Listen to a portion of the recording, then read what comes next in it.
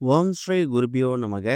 ஓம் ஸ்ரீ மகா பெரியவா சரணம். வரும் டிசம்பர் 2ஆம் தேதி பரணி தீபம் ஏற்றக்கூடிய அற்புதமான ஒரு நாள். அந்த நாள்ல இப்ப நாம சொல்லக்கூடிய இந்த தானியத்துக்கு மேல ஒரே ஒரு தீபத்தை இந்த முறையில ஏத்துனீங்கன்னா, எதை தொட்டாலும் அது பணமாக மாறும். இஷ்டத்துக்கு செல்வம் சேரும். அது என்ன தீபம், என்ன தானியம்னு பார்க்கறதுக்கு முன்னாடி, நம்மளோட வீடியோஸ இப்பதான் நீங்க ஃபர்ஸ்ட் டைம் பார்க்குறீங்கன்னா, மறக்காம சப்ஸ்கிரைப் பண்ணிக்கோங்க. தொடர்ந்து இது மாரி அப்டேட் தெரிஞ்சுக்கிறதுக்கு பக்கத்துல நோட்டிஃபிகேஷன் பெல்ல கிளிக் பண்ணி ஆல் அப்படின்னு செலக்ட் பண்ணிக்கோங்க. இப்ப என்ன தானியத்து மேல என்ன தீபத்த பரண தீபம் அன்னைக்கு ஏத்தணும் அப்படிங்கிறத பத்தி தெளிவா தெரிஞ்சுக்கலாம். கார்த்திகை மாதத்துல வரக்கூடிய எல்லா நாட்களும் தீபம் ஏத்தி வழிபடுறதுக்கான முக்கியமான நாட்கள். இந்த நாட்கள்ல இந்த மாதத்துல வரக்கூடிய எல்லா நாட்களும் நமக்கு திருக்கார்த்திகை தீபம் மாதிரி தான். அதுல ஸ்பெஷலா கார்த்திகை மாதத்துல வரக்கூடிய கிருத்திகை நட்சத்திரத்துல தான் நம்ம திருக்கார்த்திகை தீபத்தை கொண்டாடுவோம். அன்றைய தினம் தான் நினைத்தாலே முக்தி தரக்கூடிய திருவண்ணாமலையில சிவபெருமான் ஜோதி சுரூபமா காட்சி கொடுப்பார். அதுக்கப்புறமா நம்ம வீட்ல எல்லாரும் திருக்கார்த்திகை தீபத்துக்கான அந்த அகல்விளக்குல ஏற்றி வைத்து இருள்ல இருக்கக்கூடிய நம்ம வாழ்க்கைய ஒளிமயமா மாத்திக்கிறதுக்கான ஒரு புதிய பாதையை ஆரம்பிப்போம். அப்படிப்பட்ட திருக்கார்த்திகை தீபம் வருதுல்ல, அதுக்கு முந்தைய நாள் இருக்கக்கூடியதான் பரணி தீபம். அதாவது நட்சத்திரங்கள்ல பரணிக்கு பிறகுதான் கார்த்திகை நட்சத்திரம், அதாவது கிருத்திகை நட்சத்திரம் வரும். கார்த்திகை மாதத்துல வரக்கூடிய கிருத்திகை நட்சத்திரத்தை திருக்கார்த்திகை தீபமா எடுத்துக்கிட்டோம்னா, கார்த்திகை மாதத்துல வரக்கூடிய பரணி நட்சத்திர நாளை நம்ம மகாபரணி நாளா கணக்கில் எடுத்துக்கிட்டு, அன்றைய தினம் கண்டிப்பா உங்க வீட்டோட பூஜை அறையில 5 எண்ணிக்கையில அகவிளக்குல தீபம் ஏத்தணும் அப்படிங்கிறது காலம் காலமாக இருக்கக்கூடிய ஒரு பெரிய நம்பிக்கை. அதாவது இப்ப நாம சொல்லக்கூடிய இந்த ஒரு தீபத்தையும் மகாபரணி அன்னைக்கு ஏத்தக்கூடிய அந்த 5 தீபங்கள் இருக்குல்ல, அதையும் போட்டு குழப்பிக்க வேணாம். அது எப்பவும் போல 5 தீபம் ஏத்திருவீங்க. இது ஸ்பெஷலா செவ்வாய்க்கிழமையில வந்திருக்கக்கூடிய மகாபரணிக்காக ஏற்றக்கூடிய ஒரு தீபம். இந்த மாசம் டிசம்பர் 3ஆம் தேதி திருக்கார்த்திகை தீபம் வந்திருக்குது. அதாவது டிசம்பர் 3ஆம் தேதி மாலை 4 மணி 47 நிமிஷத்துக்கு தான் கிருத்திகை நட்சத்திரமே பிறக்குது. அது வரைக்கும் பரணி தான். டிசம்பர் 2ஆம் தேதி, அதாவது செவ்வாய்க்கிழமை இருக்குல்ல, அன்றைய தினம் மாலை 6 மணி 23 நிமிஷத்துக்கு தான் பரணி பிறக்குது. ஆக மொத்தத்துல மகாபரணிக்கான தீபத்தை ஏத்தணும் அப்படிங்கிறவங்க கூடுமான அளவுக்கு டிசம்பர் 2ஆம் தேதி செவ்வாய்க்கிழமை மாலை 6:30 மணிக்கு மேல எப்ப வேணாலும் ஏத்திக்கலாம். பொதுவாவே திருக்கார்த்திகை தீபத்திலேயோ இல்ல மகாபரணி தீபமோ ஏற்றக்கூடியது சிவபெருமான் நினைத்து ஏற்றக்கூடிய ஒரு தீபம். இன்னொரு பக்கம் மகாபரணி அன்னைக்கு நாம தீபத்தை ஏத்தி வழிபாடு செஞ்சோம்னா நம்ம குடும்பத்தில் இருக்கக்கூடிய எல்லா நபர்களுக்கும் யம பயம் நீங்குமாம். தேவையில்லாத பயம், பதட்டம், மனக்குழப்பங்கள் இது எல்லாமே தீரும் அப்படிங்கிறது பெரிய நம்பிக்கை. அதை விட முக்கியமானது, மகாபரணி அன்னைக்கு நம்ம 5 தீபத்தை ஏத்தி வச்சோம்னா அதுல ஏதாவது ஒரு தீபம் நம்மளோட முன்னோர்களுக்கு போய் சேருமா. மேல் உலகத்துல நம்முடைய முன்னோர்கள் இருள்ல வாழாம அவங்களோட வாழ்க்கை ஒளிமயமா இருக்குமாம். எந்த விதமான கஷ்டங்களையும் அவங்க மேல் உலகத்துல அனுபவிக்காம சுகபோக வாழ்க்கை அனுபவிப்பாங்க அப்படிங்கிறது தான் இந்த பரணி தீபம் ஏத்துறதுக்கான முக்கியமான நோக்கம். அதே மாதிரி தெரிந்தோ தெரியாமலோ நம்முடைய முன்னோர்கள் மூலயமாவோ நாம செய்தக்கூடிய பாவங்களாலேயோ நமக்கு எக்கச்சக்கமான பாவங்கள், தோஷங்கள் வந்திருக்கும். அது எல்லாத்துக்கும் நிவர்த்தி கிடைக்கணும் அப்படிங்கிறதுக்காக இந்த ஒரு பரணி தீபத்தை நீங்க பயன்படுத்திக்கலாம். எப்படி பார்த்தாலும் டிசம்பர் 2ஆம் தேதி மாலை 6:30 மணிக்கு மேல எப்ப வேணாலும் மகாபரணிக்கான தீபத்தை நீங்க ஏத்தி வச்சிடுங்க. கூடுமான அளவுக்கு பரணி தீபத்தை மாலை நேரத்துல ஏத்துறதா விசேஷம். அதுக்கு தகுந்த மாதிரி டிசம்பர் 2ஆம் தேதி மாலையை ஏத்துறீங்க. ஏன்னா டிசம்பர் 3ஆம் தேதி மாலை 4:45 வரைக்கும் பரணி இருக்கே.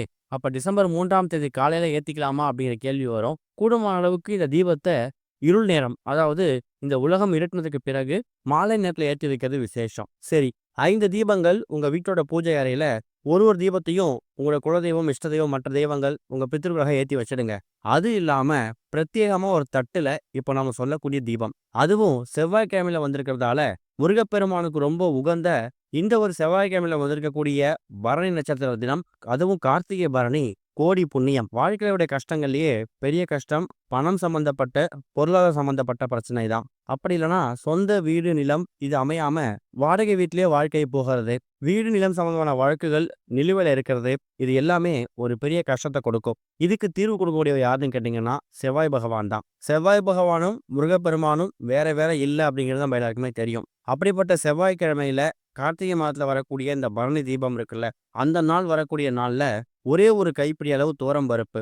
துவரம்பருப்பு அப்படிங்கிறது செவ்வாய் பகவானுக்கு ரொம்ப உகந்தது. ஒரு வாரமும் வரக்கூடிய செவ்வாய்க்கிழமைகள்ல செவ்வாய் ஹோரை அப்படிங்கிறது இரவு 8 மணிலிருந்து 9 மணி வரைக்கும் வரும். அந்த நேரத்துல துவரம்பருப்பை ஒரே ஒரு கைப்பிடி அளவு ஒரு சின்ன கிண்ணத்துல வச்சுட்டு முருகப்பெருமான் போட்டோவுக்கு முன்னாடி தீபம் ஏத்தி அந்த தீபத்தை செவ்வாய் பகவானா பாவித்து நீங்க அந்த துவரம்பருப்பை படைச்சிட்டு மறுநாள் காக்கைக்குருவிகளுக்கு தானமா போடலாம். இது மற்ற செவ்வாய்க்கிழமைகள்ல. அதுவே பரணி தீபம் வரக்கூடிய, கார்த்திகை பரணி வரக்கூடிய இந்த ஒரு செவ்வாய்க்கிழமை இருக்குல்ல, அன்றைய தினம் ஒரு கைப்பிடி இல்ல 2 கைப்பிடி அளவு துவரம்பருப்பு எடுத்து ஒரு தட்டு மேல பரப்பி வச்சுக்கோங்க. அந்த தட்டுக்கு முன்னாடி ஒரே ஒரு மஞ்சள், அது குண்டு மஞ்சள், கிழங்கு மஞ்சள், விரலி மஞ்சள், கொம்பு மஞ்சள், எந்த மஞ்சளா இருந்தாலும் பரவாயில்ல. மஞ்சள் அப்படிங்கிறது மங்களகரத்தோட மறு உருவம். மகாலட்சுமி தாயார் வாசம் செய்யக்கூடிய அற்புதமான ஒரு பொருள். அதை விட முக்கியமானது, மஞ்சள் நிறம் அப்படிங்கிறது குரு பகவானுக்கு உகந்தது. குரு பார்க்க கோடி நன்மை. மகாபரணி நாள்ல குரு பகவானோட அனுகிரகமும் துவரம்பருப்பு வைத்திருக்கிறதால செவ்வாய் பகவான அனுகிரகமும் சேர்ந்து கிடைக்கும். அந்த துவரம்பருப்புக்கு நடுவில் வைத்திருக்கக்கூடிய ஒரே ஒரு அகல்விளக்கு இருக்குல்ல, அதுல நீங்க நெய் ஊற்றி தீபம் போடணும். தீப எண்ணெய் ஊற்றக்கூடாது. பரணி தீபத்துக்காக 5 விளக்கு ஏத்தணும் அப்படிங்கிறது நம்ம எல்லாருக்குமே தெரிஞ்சிருக்கும். அந்த 5 விளக்கு இல்லாம இந்த ஒரு தீபத்தை பிரத்யேகமா நீங்க மகாபரணி வந்திருக்கக்கூடிய செவ்வாய்க்கிழமையாக ஏத்த போறீங்க. இந்த தீபத்தை ஏத்தி வைக்கக்கூடிய அந்த நேரத்துல முருகப்பெருமானையும் செவ்வாய் பகவானையும் மனசார பிரார்த்தனை பண்ணிக்கிட்டு, சொத்து, வீடு, நிலம் இது சம்பந்தப்பட்ட பிரச்சனைகளுக்கு ஒரு தீர்வு கிடைக்கணும். சொந்த வீடு கனவு கனவாவே போகாம நினைவாகணும். வாடகை வீட்டுல வாழக்கூடிய வாழ்க்கை சொந்த வீட்டுக்கு மாறணும். செவ்வாய் தோஷம் இருக்கக்கூடியவங்களுக்கு இந்த திருமண தடை, குழந்தை பாக்கியம் இதெல்லாம் தள்ளி போயிட்டே போகும். அந்த மாதிரி விஷயங்களுக்கு ஒரு தீர்வு கிடைக்கணும்னு செவ்வாய் பகவானையும் முருகப்பெருமானையும் மனசார பிரார்த்தனை பண்ணிக்கிட்டு, கார்த்திகை மாதத்துல வரக்கூடிய இந்த ஒரு பரணி தீபம் அன்னைக்கு இந்த ஒரு தீபத்தை நாங்க ஏத்தி வைக்கிறோம். இந்த தீபம் எரிந்து மறுநாள் வரக்கூடிய திருக்கார்த்திகைக்கு பிறகு எங்க வாழ்க்கை ஒளிமயமா பிரகாசமா இருக்கணும். எந்த விதமான தங்கு தடையும் இருக்கக்கூடாது. வாழ்க்கையில இருள் அப்படிங்கிறதே வரக்கூடாதுன்னு மனசார பிரார்த்தனை பண்ணிக்கோங்க. இருள் அப்படிங்கும்போது அது எந்த ரூபத்துல வேணாலும் வரலாம். இப்படி ஒட்டுமொத்த கஷ்டங்களையும் நீங்க செவ்வாய் பகவான் கிட்டையும் முருகப்பெருமான் கிட்டையும் முன் வச்சுட்டு, கூடவே மஞ்சள் வைத்து வழிபடுறதால குரு பகவானையும் மகாலட்சுமி தாயாரையும் மனசார பிரார்த்தனை பண்ணிக்கோங்க.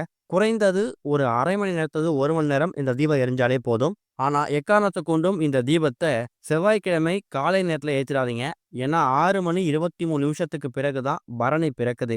ஒரு 7, 8 மணிக்கு மேல இந்த தீபத்தை தாராளமா ஏத்தி வைக்கலாம். முடிஞ்சா செவ்வாய் ஹோரை அப்படின்னு அழைக்கப்படக்கூடிய நேரம் இருக்குல்ல, 8 மணிலேருந்து 9 மணி, அந்த நேரத்துல அந்த 1 மணி நேரம் இந்த தானியத்து மேல துவரம்பருப்பு மேல ஒரு தீபம் எரியும் போது உங்களுடைய எல்லா விதமான கஷ்டங்களுக்கும் ஒரு பெரிய தீர்வு கிடைக்கும். மகாபரணி தீபத்தன்னைக்கு பிரத்யேகமா தீபத்தை ஏத்தி முடிச்சிட்டீங்க. அதுக்கப்புறம் இந்த துவரம்பருப்பு எடுத்து என்ன செய்யணும்? அந்த மஞ்சளை என்ன செய்யணும்? அன்று இரவு அதை அப்படியே விட்டுருங்க.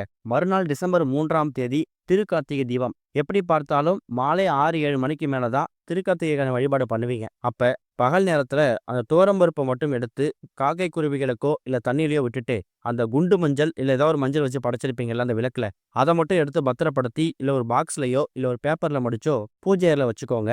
அதை நீங்க பயன்படுத்தணும் அப்படிங்கிற கட்டாயம் கிடையாது. திருக்கார்த்திகை தீபத்துக்கு எந்த அளவுக்கு முக்கியத்துவம் கொடுக்குறீங்களோ அதே அளவுக்கு முக்கியத்துவத்தை பரணி தீபம் அன்னைக்கும் கொடுங்க. அதுவும் செவ்வாய்க்கிழமை வந்திருக்கக்கூடிய இந்த ஒரு பரணி தீபத்துக்கு இப்ப நம்ம சொல்லக்கூடிய தீபத்தை ஏற்றி வழிபடுறதால பெரிய பலன்கள் மாற்றுதல் ஏற்படும். நம்பிக்கையோட பண்ணுங்க, நல்லதே நடக்கும். ஓம் ஸ்ரீ குருபியோ நமக. ஓம் ஸ்ரீ மகா பெரியவா சரணம்.